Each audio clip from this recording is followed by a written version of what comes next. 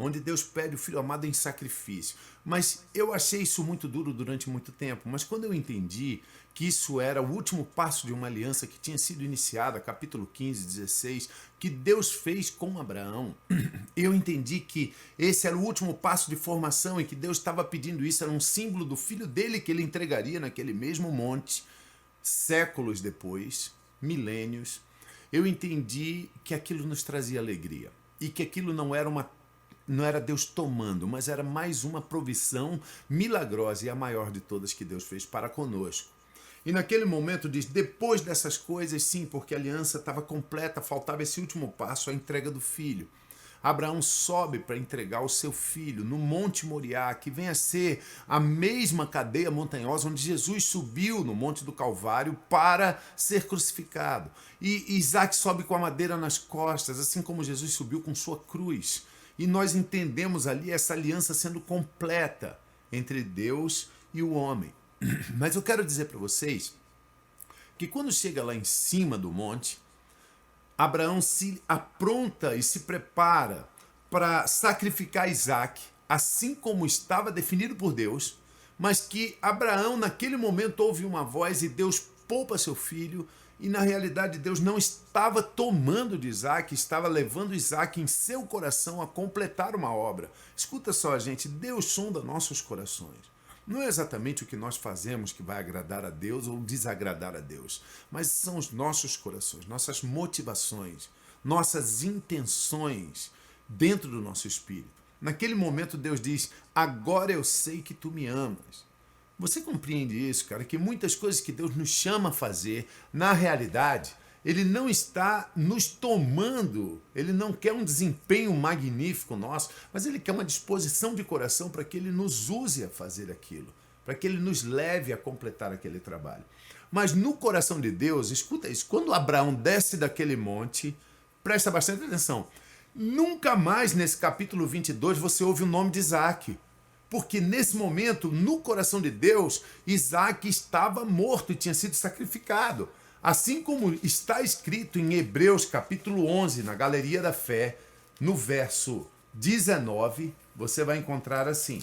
Hebreus 11, no verso 19. Porque Abraão considerou que Deus era poderoso até para ressuscitá-lo dentre os mortos. Presta atenção, Abraão não estava abrindo mão do seu filho, Abraão estava confiando em Deus, considerando que ainda que fosse levado a cabo aquele pedido, Deus era poderoso para ressuscitá-lo dentre os mortos. De onde também figuradamente o recobrou.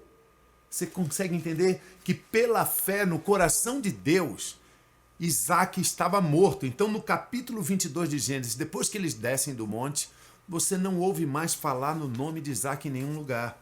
Mas, incrivelmente, nos últimos versos, você vai ouvir falar no nome de Rebeca, a esposa de Isaac, a noiva de Isaac. Você consegue entender que, então, a motivação desse capítulo foi o filho morrer para que a noiva nascesse? Muito legal. Você consegue entender que esse capítulo mostra o sacrifício do filho no coração de Deus para que a noiva aparecesse, viesse. Muito bem. Então a Bíblia diz assim no verso 23 desse capítulo: Betuel gerou a Rebeca, e estes 8 deu à luz Milca a Naor. Então Rebeca vem pelo sacrifício do noivo. Mas presta atenção, quando nós pulamos 2 capítulos à frente, vamos ao capítulo 24. Então nós vemos no capítulo 24, no verso 1, dizer assim: Agora era Abraão já idoso, bem avançado em anos, e o Senhor em tudo o havia abençoado. Aleluia. E diz assim o verso 2: Disse Abraão ao seu mais antigo servo. Preste atenção, esse servo não tem nome, isso não é à toa. Esse é chamado pelos teólogos o servo sem nome. Sabe por quê? Porque ele não aparece só aqui nesse livro. Você vai encontrar o servo sem nome em Ruth, você vai encontrar o servo sem nome em Esdras, você vai encontrar esse servo sem nome espalhado pela Bíblia, porque ele é um símbolo do Espírito Santo. E agora Abraão manda o servo sem nome, presta atenção, para que ele vai agora, que governava tudo o que ele possuía, põe a mão por baixo de minha coxa, para que eu te faça jurar pelo Senhor, Deus dos céus e da terra, que tu não tomarás esposa para o meu filho das filhas dos cananeus, entre as quais eu habito, mas tu irás à minha parentela, e daí tomarás uma esposa para o meu filho Isaque. Então esse servo agora sai, lembre-se, o filho se sacrifica para que a esposa venha. E agora o servo sem nome, o Espírito Santo, vai buscar a esposa para o filho sacrificado. Você consegue enxergar o nascimento da noiva? É interessante porque os judeus eles têm essa palavra decorada, cada caractere dela. Mas eles nunca conseguiram encontrar a noiva e a igreja aqui. Eles não aceitam nem sequer a possibilidade da formação de uma igreja. Eu quero falar para vocês não perderem a mensagem de amanhã, onde nós vamos estar dando desfecho dessa ideia e do pensamento de Deus sobre a noiva de Cristo.